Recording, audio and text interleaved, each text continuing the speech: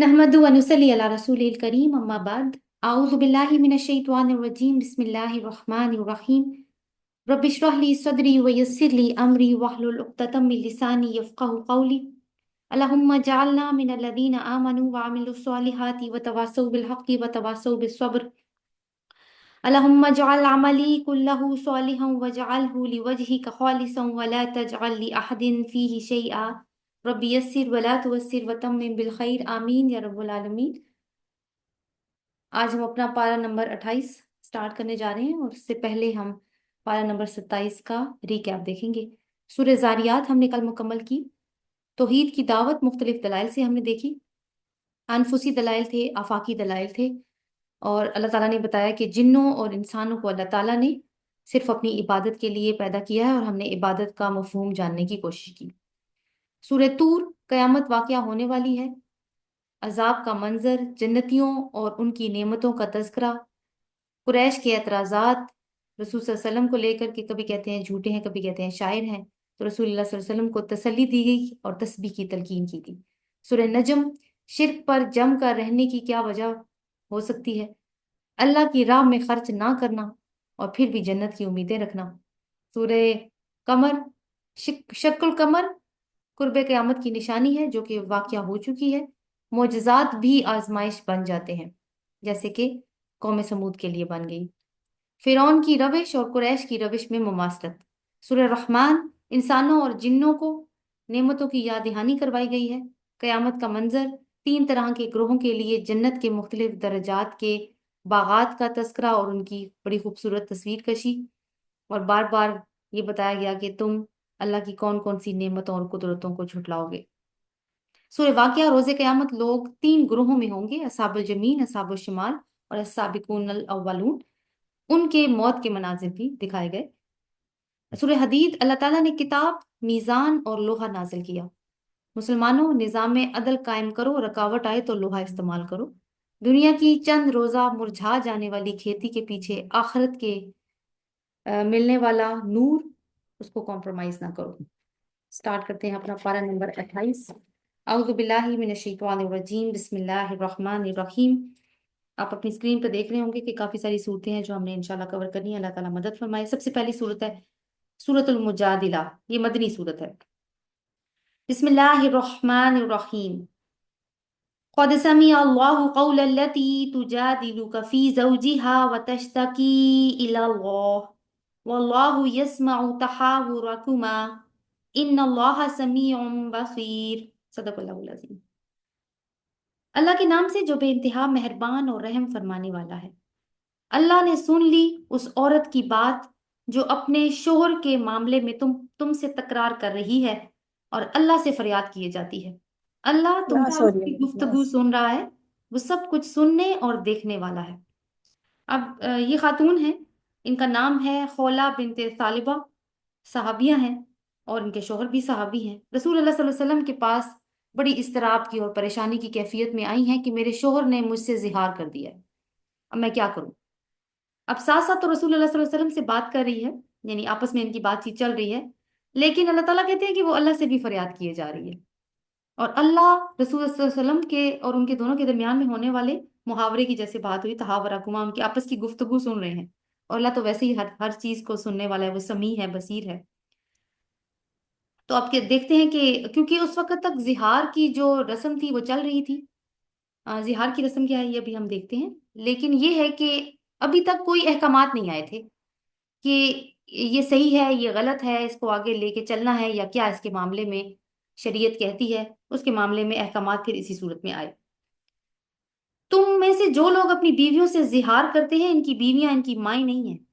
तो क्या जिहार होता है कि एक शोहर अपनी बीवी से कहे कि तुम आज के बाद मेरे लिए मेरी माँ जैसी हो, यानी इसका मतलब है कि मियाँ बीवी के जो ताल्लुकात हैं वो खत्म। और ये एक तरह की तलाक ही हुआ करती थी। अब हजरत खौला बिनते सालिबा बहुत ज्यादा परेशान इस वजह से भी थी क्योंकि बच्चे छोटे छोटे थे, और जाहिर है कि बच्चों की निगहदाश्त वो माँ तो और तरीके से करती है, लेकिन ये है कि अगर माँ ना हो घर पे, और माँ को तो जाना है जब तलाक हो गई, तो बच्चों को कौन देखेगा, बाप तो सिर्फ कमाता है। तो ये परेशानी भी उनकी बहुत ज्यादा थी। सो अल्लाह ताला ने उसके ऊपर अब अहकामात नाजिल किए कि तुम में से जो अपनी बीवियों से जिहार करते हैं, इनकी बीवियां इनकी माएँ नहीं हैं। تو یہ اللہ تعالیٰ نے فیصلہ دے دیا. اسی طرح ہم پہلے بھی سورۃ احزاب میں بھی پڑھ چکے ہیں. کسی طرح منہ بولا بیٹا، منہ بولے بہن بھائی، ماں باپ وغیرہ، ان کی کوئی اصل نہیں ہے، کہنے سے کچھ نہیں ہوتا. جیسے فار ایگزامپل اگر سگے ماں باپ بھی بچوں سے یہ کہہ دیں کہ آج سے تم میرے بیٹے نہیں ہو یا تم میری بیٹی نہیں ہو، تو کہنے سے کچھ نہیں ہوتا، یہ صرف کہنے کی بات ہے. ان کی بیویاں ان کی مائیں نہیں ہیں، ان کی مائیں تو وہی ہیں جنہوں نے ان کو پیدا کیا ہے. یہ لوگ ایک سخت ناپسندیدہ اور جھوٹی بات کہتے ہیں، اور حقیقت یہ ہے کہ اللہ بڑا معاف کرنے والا اور درگزر فرمانے والا ہے. یعنی یہ حرکت تو ایسی ہے جس پر آدمی کو بہت سخت سزا ملنی چاہیے، اللہ تعالیٰ یہ فرما رہے ہیں. لیکن یہ اللہ کی مہربانی ہے کہ اس نے اس معاملے میں ابھی تک، یعنی اب ایک تو اس نے اس قانون کو منسوخ کر دیا ہے تاکہ تمہاری جو گھریلو زندگی ہے وہ تباہ ہونے سے بچ جائے. دوسرا یہ ہے کہ اس کا ارتکاب کرنے والوں کے لیے ایک بڑی سزا ہو سکتی تھی، لیکن اللہ تعالیٰ نے ہلکی سزا دی ہے. جو لوگ اپنی بیویوں سے زہار کریں پھر اس بات سے رجوع کر لیں جو انہوں نے کہی تھی. یعنی زہار کر لیا، اب واپس شرمندہ ہو گئے اپنی بات پہ، اب رجوع کرنا چاہتے ہیں، واپس اپنی بیوی کو اپنی زوجیت میں لینا چاہتے ہیں. تو اب انہوں نے کیا کرنا ہے؟ تو قبل اس کے کہ دونوں ایک دوسرے کو ہاتھ لگائیں، ایک غلام آزاد کرنا ہوگا. اس سے تم کو نصیحت کی جاتی ہے کہ جو کچھ تم کرتے ہو اللہ اس سے باخبر ہے. یعنی تم بند کمروں کے پیچھے بھی جو کر رہے ہو، جو کسی کو سنائی نہیں دی بات، وہ اللہ نے سن لی ہے. تو یہ کفارہ تو تمہیں ادا کرنا ہوگا. اور جو شخص غلام نہ پائے وہ 2 مہینے کے پے در پے روزے رکھے. یعنی 60 روزے رکھنے ہیں، ایک بھی چھوڑ نہیں سکتے. ایک بھی چھوٹ گیا گنتی شروع سے ہوگی ایک سے. قبل اس کے کہ دونوں ایک دوسرے کو ہاتھ لگائیں. اور جو اس پر بھی قادر نہ ہو وہ 20 مسکینوں کو، سوری 60 مسکینوں کو کھانا کھلائے. یعنی روزوں کے ایکویولنٹ چلے گی یہ والی بات. تو آپ دیکھیں کہ یہ جو کفارہ ہے یہ بھی کوئی آسان کفارہ نہیں ہے، اور یہ سب ایک عورت کی پریسٹیج کے لیے اللہ تعالیٰ نے احکامات دی ہیں. یعنی سبحان اللہ، ہمارا رب کسی کے حق میں بھی زیادتی نہیں ہونے دیتا. ساتھ ساتھ ایمان بھی دیکھیں کہ شعوری طور پر تازہ ہو رہا ہے. یہ احساس کہ گناہ کروں گا تو کفارہ دینا پڑے گا، اور یہاں پہ کفارہ نہ دیا تو آخرت میں اس کی سزا بھگتنی پڑے گی. تو اب ایک مسلمان کی کس طرح کی ٹریننگ ہو رہی ہے اس معاشرے کے اندر، یہ بھی ہم ساتھ ساتھ دیکھ رہے ہیں کہ ہر وقت اس کو یہ احساس رہے کہ میرا رب میرے ساتھ ہے، وہ مجھے دیکھتا ہے. میں بند کمروں میں بھی کچھ کوئی غلط حرکت کر دوں، کوئی غلط بات میرے منہ سے نکل جائے تو میری پوچھ گچھ ہو سکتی ہے اس کے اوپر. یہ حکم اس لیے دیا جا رہا ہے کہ تم اللہ اور اس کے رسول پر ایمان لاؤ. یعنی اصل میں تو بات یہ ہے کہ اسلامی نظام زندگی میں ہر ایک کے لیے انصاف ہے، ہر ایک کے لیے عدل ہے. یہ حکم اس لیے دیا جا رہا ہے کہ تم اللہ اور اس کے رسول پر ایمان لاؤ. یہ اللہ کی مقرر کی ہوئی حدیں ہیں، اور کافروں کے لیے سخت سزا ہے. کافر کون ہوں گے یہاں پہ؟ وہ جو اس حکم کے آنے کے بعد بھی اس کو ماننے سے انکار کر دیں گے.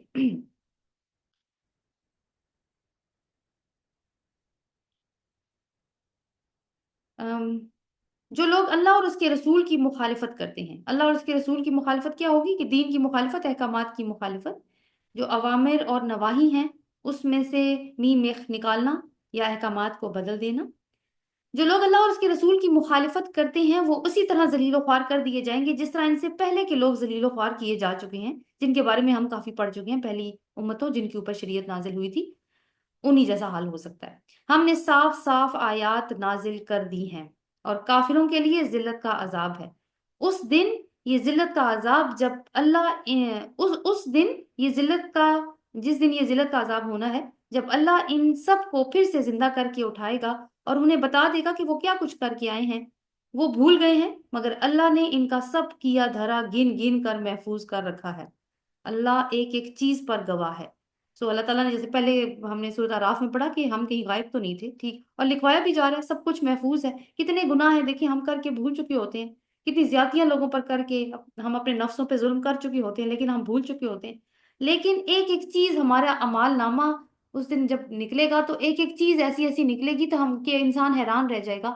بہت ساری چیزیں ایسی ہوتی ہیں ہم بڑا کیجول سمجھتے ہیں، بڑا ہلکا سمجھتے ہیں ان کو، لیکن کیا ہے کہ وہ نوٹ تو ہو رہی ہیں، اور اگر وہ ٹھیک نہیں ہے تو حساب تو ہے ان کا پھر. اللہ ایک ایک چیز پر شاہد ہے. اب آگے دیکھتے ہیں اگلی والی آیات جو آ رہی ہیں 7 سے لے کے 10 تک.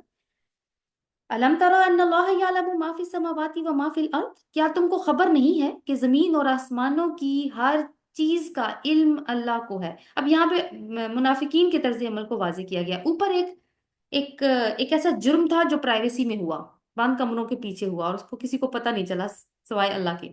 اس کے بارے میں ہدایات آئی ہیں کہ تمہارا ایمان کا ٹیسٹ وہاں پہ بھی ہے. اب دوسرا جرم ہے، وہ ایک ایسا جرم ہے وہ بھی چھپ چھپ کر ہوتا ہے، اور کرتے کون ہے؟ منافقین. ویسے تو یہ ہے کہ جنرلی بھی ہم اس کو لے سکتے ہیں۔ کیا تمہیں خبر نہیں ہے کہ زمین اور آسمانوں کی ہر چیز کا اللہ کو علم ہے؟ کبھی ایسا نہیں ہوا کہ تین آدمیوں میں کوئی سرگوشی کی ہو۔ اس کو کہتے ہیں نجوا۔ آئے دیکھ لیتے ہیں۔ الم ترى ان اللہ یعلم ما فی السماوات وما فی الارض ما یکون من نجوا ثلاثة الا هو رابعهم ولا خمسة الا هو سادسهم۔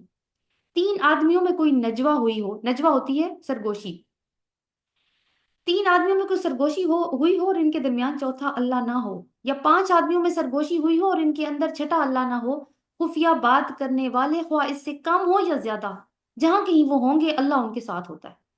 تو یعنی اب دیکھیں کہ جو بھی کوئی خفیہ گفتگو ہو رہی ہے، اللہ تعالیٰ نے وہ گفتگو سنی ہے، کسی اور نے سنی ہے یا نہیں سنی، ہم نے کس نیت سے کی ہے، وہ اللہ ہی بہتر جانتا ہے یا کرنے والے جانتے ہیں، لیکن اللہ تعالیٰ اس کے اندر موجود ہوتا ہے۔ پھر قیامت کے روز وہ ان کو بتا دے گا کہ انہوں نے کیا کچھ کیا ہے۔ اللہ ہر چیز کا علم رکھتا ہے۔ کیا تم نے دیکھا نہیں ان لوگوں کو جنہیں سرگوشیاں کرنے سے منع کیا گیا تھا؟ یہ اس کانٹیکس میں بات ہو رہی ہے جب آپ دیکھیں کہ رسول اللہ صلی اللہ علیہ وسلم اور جو صحابہ اکرام ہیں وہ دین کے مشن کو لے کر آگے چل رہے ہیں، دین کی جدوجہد ہو رہی ہے، اور اس میں دین کی جدوجہد میں کوئی ایک بندہ نہیں ہوتا، پوری پوری جماعت اس میں انوالو ہوتی ہے۔ تو ایک تو یہ کہ اس طرح کی چیزوں سے روکا جا رہا ہے کہ جب تم جماعتی زندگی کے اندر ہو تو تم اس طرح کی حرکتیں نہ کرو، اس لیے کہ اسلام میں شورا ہے، ہر طرح کی بحث اوپن ہوتی ہے، سب کو وہ بات سنائی دیتی ہے۔ لیکن وہاں پہ یہ ہے کہ اگر کسی کو کوئی اعتراض ہے تو وہ بات کر سکتا ہے، کوئی اپنی رائے دینا چاہتا ہے تو رائے دے سکتا ہے، لیکن وہاں پہ رائے نہ دیں اور باہر آ کے نجوہ شروع کر دیں، یہ چیز قابل قبول نہیں ہے۔ تو یہ کیونکہ بات جو بھی بات ہوتی ہے وہ اس شورا کی امانت ہوتی ہے، تو یہ امانت کو خراب کرنے والی بات ہے کہ اپنا ایک الگ سے سیپریٹ کوئی بلاگ بنا لیا جائے۔ پھر قیامت کے روز وہ ان کو بتا دے گا کہ انہوں نے کیا کچھ کیا ہے۔ اللہ ہر چیز کا علم رکھتا ہے۔ کیا تم نے دیکھا نہیں ان لوگوں کو جنہیں سرگوشیاں کرنے سے منع کیا گیا تھا؟ یہ سورۃ نساء میں یہ آیات آ چکی ہیں پہلے۔ پھر بھی وہ وہی حرکت کیے جاتے ہیں جن سے انہیں منع کیا گیا تھا۔ یہ لوگ چھپ چھپ کر آپس میں گناہ اور زیادتی اور رسول کی نافرمانی کی باتیں کرتے ہیں۔ وہی بات، یعنی نجوہ کیوں کی جاتی ہے؟ اگر ان کو کوئی ایسی کوئی کنفیوژن تھی یا کسی بات سے کوئی ان کو اختلاف تھا تو وہ سامنے کرتے اور اپنی کنفیوژن کو کلیئر کرتے، لیکن ایسا انہوں نے نہیں کیا۔ اس کا مطلب ہے ان کی نیت میں کھوٹ ہے، اور جب تمہارے پاس آتے ہیں تو تمہیں اس طریقے سے سلام کرتے ہیں جس طرح اللہ نے تم پر سلام نہیں کیا۔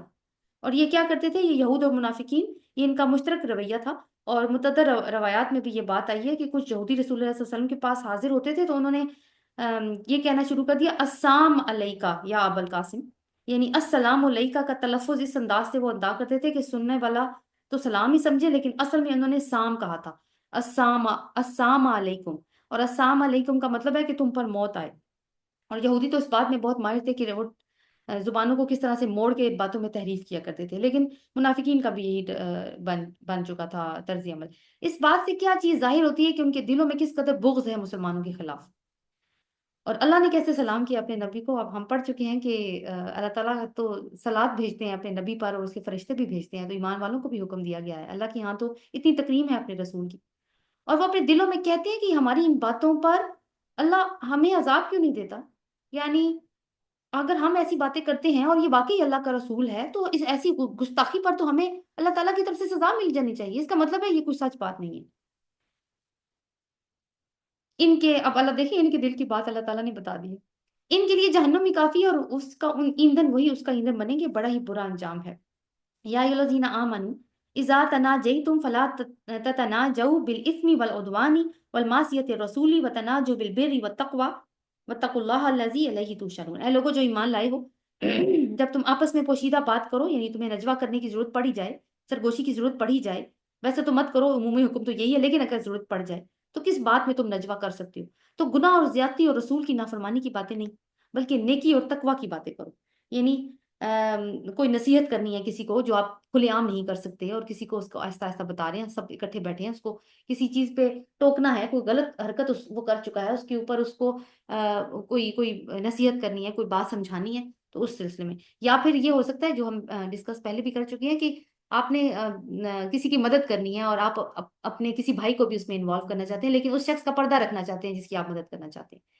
یا پھر کوئی ایسی بات اور ہے جس کا میں آپ کی نیت ٹھیک ہے، اور نیت آپ کی اصلاح کی ہے اور بھلائی کی ہے کسی کی، تو اس میں نجوہ کیا جا سکتا ہے، اس میں اجازت ہے۔ بلکہ نیکی اور تقوی کی باتیں کرو، اور اس اللہ کا تقوی اختیار کرو جس کی حضور تمہیں حشر والے دن پیش ہونا ہے۔ اور تقوی دیکھیں یعنی تقوی نہیں ہوگا تو احکامات کا کوئی فائدہ نہیں ہے، کیونکہ ہر حکم کی اصل روح تقوی ہے، ورنہ اگر تقوی نہیں ہوگا تو احکامات کا تو مذاق آرام سے اڑایا جا سکتا ہے۔ انما النجوى من الشیطان، بے شک نجوا کرنا یا سرگوشی کرنا تو ایک شیطانی کام ہے، اور وہ اس لیے کی جاتی ہے کہ ایمان والے لوگ اس سے رنجیدہ ہوں، حالانکہ بے اذن الہی وہ انہیں کچھ بھی نقصان نہیں پہنچا سکتی، اور مومنوں کو تو اللہ ہی پر بھروسہ کرنا چاہیے۔ اب آپ دیکھیں کہ ہوتا کیا ہے کہ ہم کسی محفل میں داخل ہوں اور ہم دیکھیں کہ دو لوگ آپس میں نجوا کر رہے ہیں، تو یہ ہیومن سائیکالوجی ہے کہ وہ سوچے گا کہ یہ میرے خلاف شاید بات کر رہے ہیں، انہوں نے میری طرف دیکھا، یا وہ آپس میں کوئی نجوا کر رہی ہوں اور انہوں نے آپ کی طرف دیکھ ہی لیا ہو، تو بندہ یہ سوچتا ہے کہ میری طرف ہو رہا ہے۔ تو اصل میں اللہ تعالیٰ کہہ رہے ہیں یہ شیطان کا کام ہے، یہ لوگوں کو ایک دوسرے سے بدگمان کروانا چاہتا ہے، ان کے تعلقات کو خراب کروانا چاہتا ہے، تاکہ لوگ ایک دوسرے سے لائک جیسے ہوتا ہے نا ایمان والے رنجیدہ ہو جائیں، ان کے دل میں بات ہے کہ پتہ نہیں ہمارا مذاق اڑایا جا رہا ہے۔ حالانکہ اللہ تعالیٰ کہتے ہیں کہ تم لوگ کانفیڈنٹ رہو، ایسی کوئی بات نہیں ہے، اگر اللہ تعالیٰ کی ہاں کوئی مصیبت لکھی ہے وہ تو تم پہ آئے گی، ورنہ تو نہیں آئے گی، تو بھروسہ اللہ تعالیٰ کے اوپر ہی رکھو۔ پھر آگے والی جو آیات ہیں اس میں ہمیں مزید مجلسی زندگی کے آداب کو سکھایا جا رہا ہے، 11 to 13۔ یا ایھا الذین آمنوا اذا قیل لکم تفسحوا فی المجالس فافسحوا یفسح اللہ لکم، اے لوگوں جو ایمان لائے ہو، جب تم سے کہا جائے کہ اپنی مجلسوں میں کشادگی پیدا کرو تو جگہ کشادہ کر دیا کرو، اللہ تمہیں کشادگی بخشے گا۔ اب یہ یہودی کیا کرتے تھے، رسول اللہ صلی اللہ علیہ وسلم کی محفلوں میں آتے تھے، بیٹھتے تھے، منافقین بھی یہ ہلکے بنا بنا کر اس طرح بیٹھتے تھے کہ کوئی ان کے بیچ میں نہ کوئی اور سچا مومن نہ بیٹھ جائے، یعنی مسلمان نہ ان کے درمیان میں بیٹھ جائے جو سچے مسلمان تھے۔ منافقین بھی اسی طرح کیا کرتے تھے۔ تو یہ اس طرح کے لوگ ہوتے ہیں، پھر وہ ڈسٹربنس کریٹ کرتے ہیں۔ آپ دیکھیں کہ ایک جیسے فار ایگزامپل ایک کلاس ہی ہو رہی ہے اور دو دوست یا تین چار دوست آپس میں مل کے بیٹھ گئے ہیں، اور دھیان ان کا کلاس کی طرف نہیں ہے، اور آپس میں وہ ہنسی سرگوشیاں کر رہے ہیں، ہنسی مذاق کر رہے ہیں، تو پھر ڈسٹربنس ہو رہی ہے، پورے انوائرمنٹ میں ڈسٹربنس ہو رہی ہے۔ تو ایک تو وہ چیز نہیں ہے، اور دوسری ہے کہ اگر تمہیں کہا جائے کہ اٹھو یہاں سے، آپ اٹھ جائیں فلانی جگہ پہ بیٹھ جائیں، اگر کوئی آپ کو کہتا ہے مجلس میں، تو آپ ایسے کریں، اللہ تعالیٰ آپ کو کشادگی بخشے گا۔ اور جب تم سے کہا جائے کہ اٹھ جاؤ تو اٹھ جایا کرو، یعنی ہو سکتا ہے آپ کسی راستے میں بیٹھ گئے ہوں اور وہاں سے لوگوں نے گزرنا ہوا، راستہ بلاک ہو گیا، اور آپ سے کہا جائے اٹھ جائے، تو اب آپ شکل بنائیں کہ نہیں میں تو نہیں اٹھنا چاہتی، میں تو یہاں پہ آ کے آپ بیٹھ گئی ہوں، اور پھر آپ مجھے اٹھائیں گے، نہیں آپ اٹھ جائیں۔ تم میں سے جو لوگ ایمان رکھنے والے ہیں اور جن کو علم بخشا گیا ہے، اللہ ان کو بلند درجے عطا فرمائے گا، اور علم والے ہی اللہ کی بات مانتے ہیں، اللہ سے ڈرتے بھی وہی ہیں، اور جو کچھ تم کرتے ہو اللہ تعالیٰ کو اس کی خبر ہے۔ اس کے بعد اب یہ ہے کہ منافقین کا ایک طرز عمل یہ بھی تھا کہ اپنی اہمیت کو جتانے کے لیے رسول اللہ صلی اللہ علیہ وسلم کے پاس آتے اور کہتے ہمیں آپ سے نہ الگ سے اکیلے میں بات کرنی ہے، تاکہ آپ لوگ دیکھیں اور دیکھیں کہ رسول اللہ صلی اللہ علیہ وسلم ان کے ساتھ اکیلے میں کوئی بات کر رہے ہیں، وہ الگ ہو کے گئے ہیں، اس کا مطلب ہے یہ بڑی اہم شخصیات ہیں جن کو الگ سے کوئی ٹائم دیتے ہیں نبی صلی اللہ علیہ وسلم۔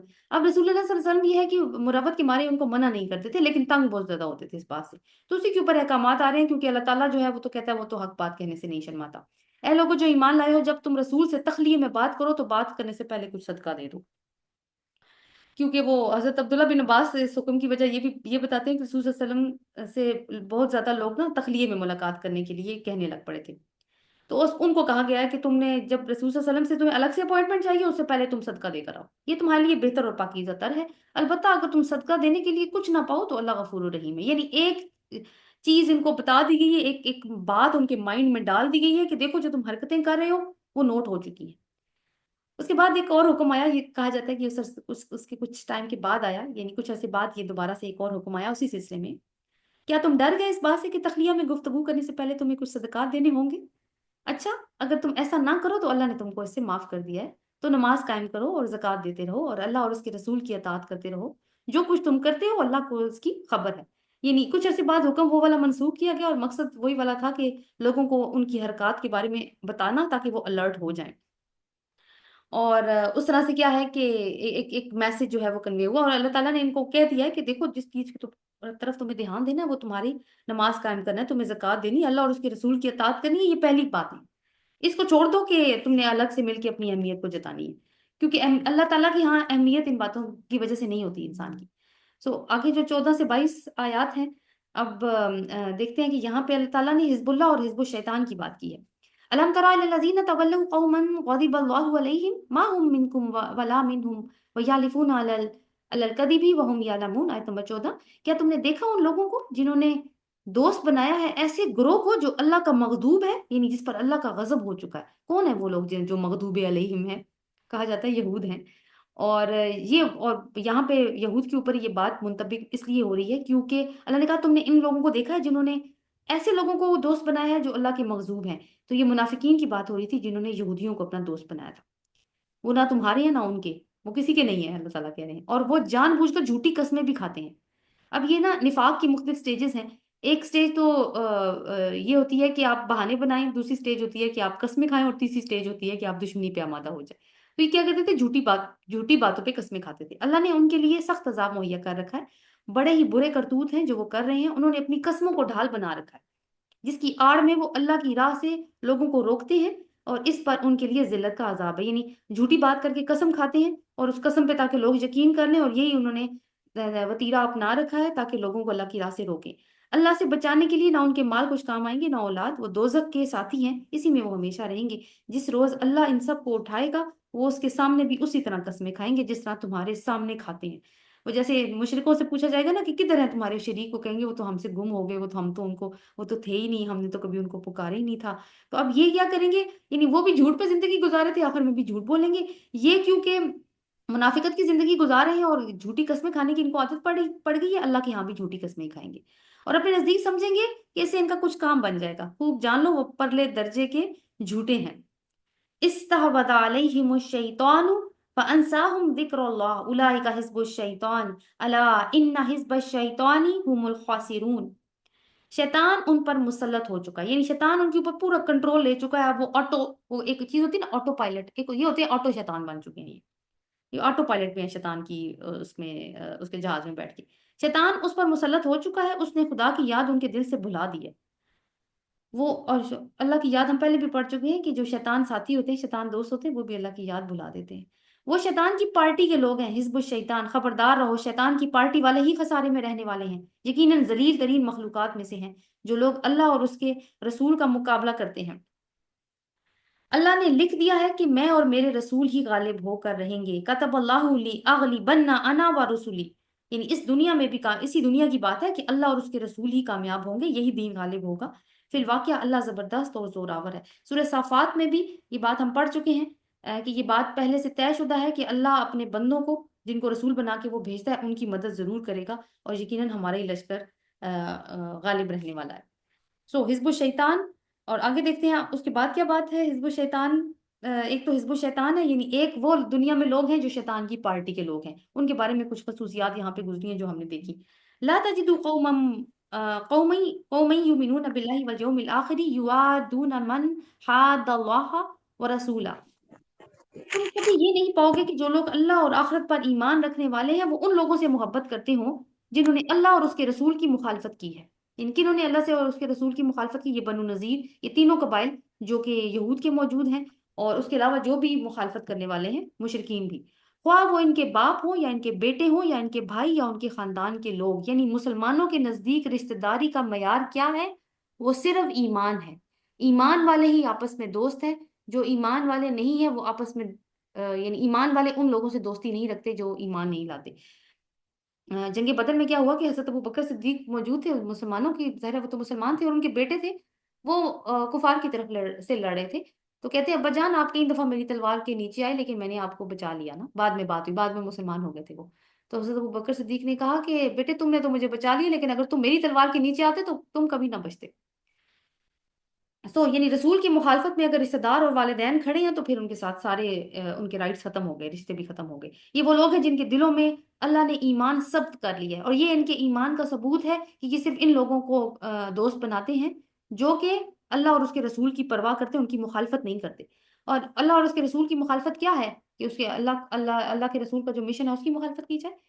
اور اپنی طرف سے اللہ نے ان کے دلوں میں ایمان ثبت کر دیا، اور اپنی طرف سے ایک روح عطا کی ہے. یعنی روح بھی کیا ہے؟ وہ ایمان ہی کو کہہ رہے ہیں. یعنی ایمان کے اوپر اب ان کے دل میں ثبات آ گیا. ان کو قوت بخشی ہے، وہ ان کو ایسی جنتوں میں داخل کرے گا جن کے نیچے نہریں بہتی ہوں گی. رضی اللہ عنہم ورضوا عنہ اولئک حزب اللہ الا ان حزب اللہ هم المخلفون. ان میں سے اور ان جنتوں میں وہ ہمیشہ رہیں گے. اللہ ان سے راضی ہوا اور وہ اللہ سے راضی ہو گئے.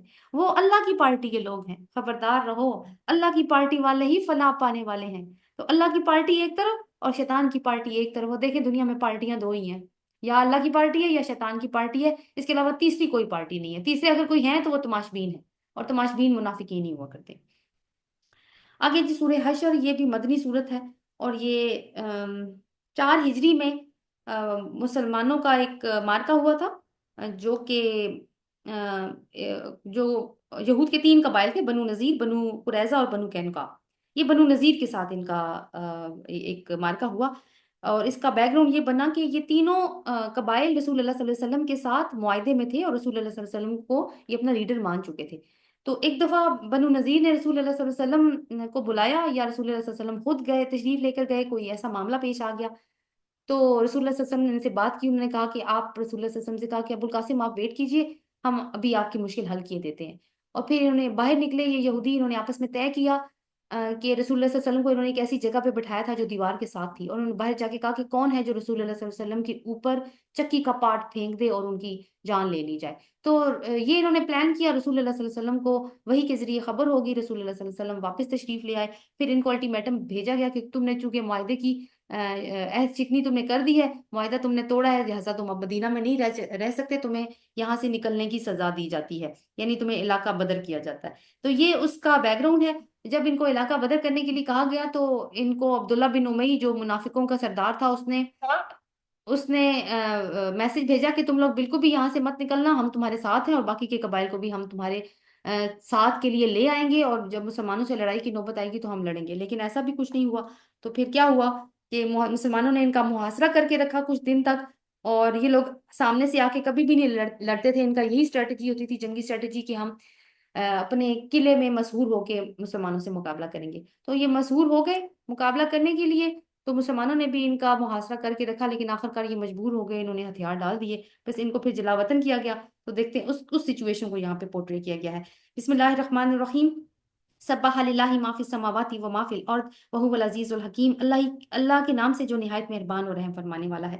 اللہ ہی کی تسبیح کی ہے ہر اس چیز نے جو آسمانوں اور زمین میں ہے، اور وہی غالب ہے، وہی حکمت والا ہے۔ وہی ہے جس نے اہل کتاب کافروں کو پہلے ہی حلے میں ان کے گھروں سے باہر نکال دیا، یعنی جلاوطنی کا جو حکم ہو گیا تھا کہ ان کو جنگ کیے بغیر ہی ان کی جلاوطنی کی سزا ہو گئی۔ اور تمہیں گمان نہیں تھا کہ وہ نکل جائیں گے، وہ بھی یہ سمجھے تھے کہ ان کی گھڑیاں انہیں بچا لیں گی، یعنی ان کے جو کلے ہیں بڑے مضبوط وہ ان کو بچا لیں گے، اور مسلمانوں کو بھی نہیں تھا کہ اتنی آرام سے یہ کام جلدی ہو جائے گا، مگر اللہ ایسے رخ سے ان پر آیا جدھر سے ان کو گمان بھی نہ تھا۔ اب اللہ کا ان پر آنا یہ معنی نہیں ہے کہ اللہ کسی اور جگہ پہ تھا اور وہاں سے کہیں سے آ کے اس پہ حملہ آور کیا، نہیں، اللہ تعالیٰ نے ان کی ہمت کو، ان کی مقابلہ کرنے کی قوت کو ہی کھوکھلا کر دیا، اور بس ایک ہی ان کو بن پڑی کہ انہوں نے ہتھیار ڈال دیے اپنے۔ اور یہ صرف اللہ ہی کر سکتا ہے۔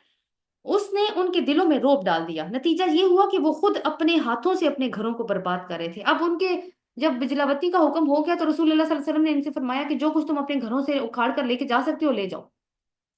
تو انہوں نے کیا کیا کہ اپنے گھروں کو خود اپنے ہاتھوں سے برباد کرنا شروع کر دیا، یعنی کوئی دروازے، کھڑکیاں، کوئی مینٹل پیسز جیسے ہوتے ہیں، لیمپس ہوتے ہیں، یا کوئی اور ڈیکوریشن کی جو بھی سامان تھے ان کے، یہ انہوں نے خود اکھاڑنا شروع کر دیا، اور مومنوں کے ہاتھوں سے بھی برباد کروا رہے تھے۔ بس عبرت حاصل کرو اے عقل مندو، یا اے بصیرت رکھنے والو، عبرت حاصل کرو۔ تو یہاں پہ کیا ہے کہ حزب الشیطان کو شکست ہو گئی اس جگہ پر آ کر۔